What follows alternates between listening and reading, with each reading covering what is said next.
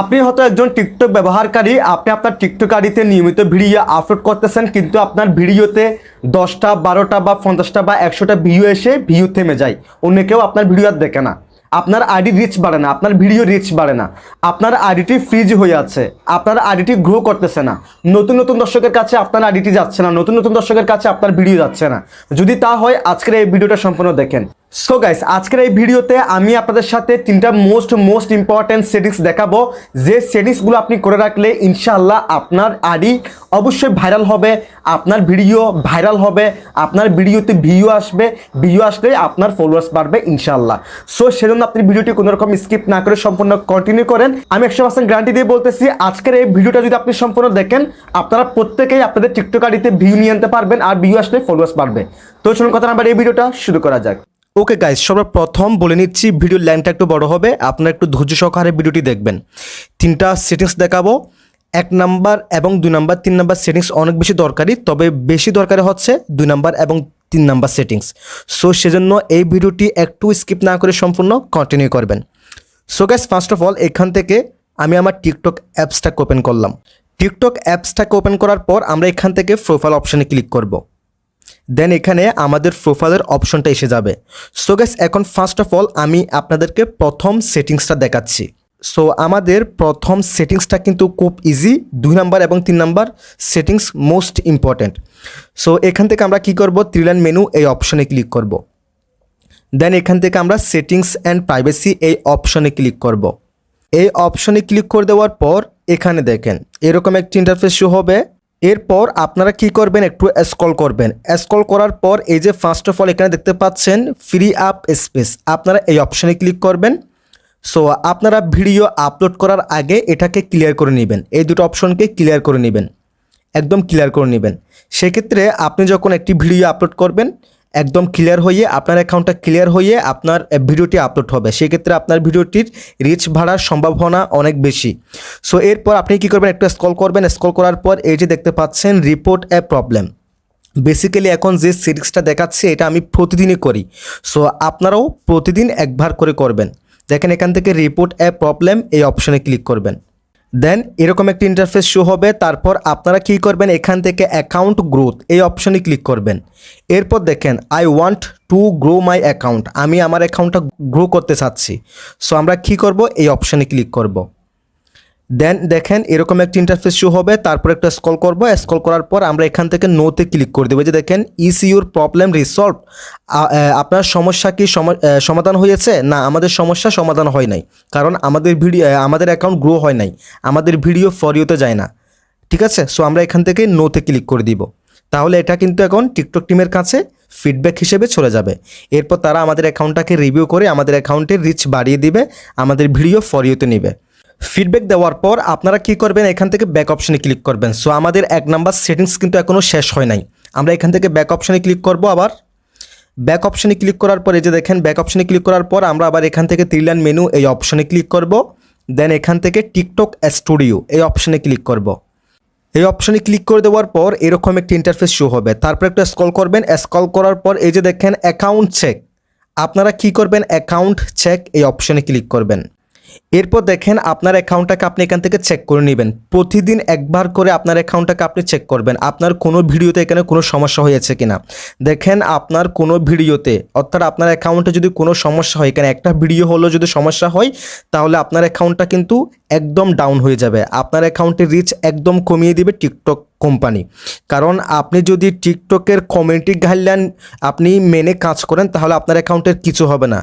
যদি আপনি টিকটকের কমিউনিটি গাইডলাইন ভঙ্গ করে কাজ করেন, ভিডিও আপলোড করেন, সেক্ষেত্রে কিন্তু আপনার অ্যাকাউন্টটা ডাউন হয়ে যাবে।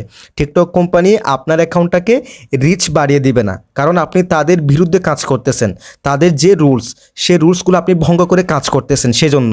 সো এখান থেকে প্রতিদিন একবার করে চেক করবেন আপনি তাদের কোনো রুলসের বাইরে গেছেন কিনা, বা আপনি যে ভিডিওগুলো আপলোড করতেছেন সেইগুলো তাদের রুলসের ভিতরে আছে কিনা, আপনি এখান থেকে চেক করবেন।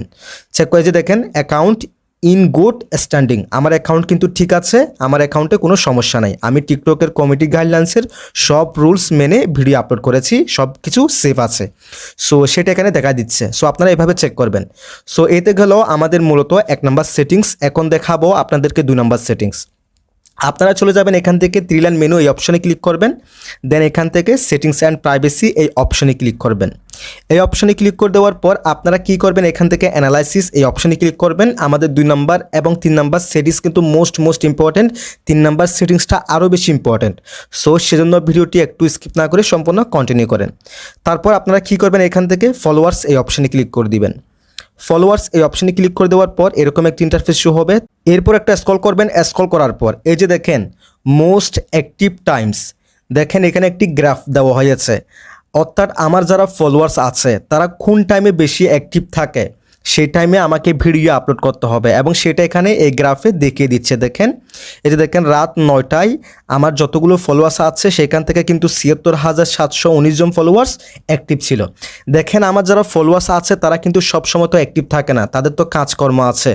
সো সেখান থেকে আমার যারা ফলোয়ার্স আছে সেখান থেকে বেশিরভাগ মানুষ রাত 9টায় অ্যাক্টিভ থাকে। সো আপনাকে টিকটকের অ্যালগোরিদম সম্পর্কে বুঝতে হবে।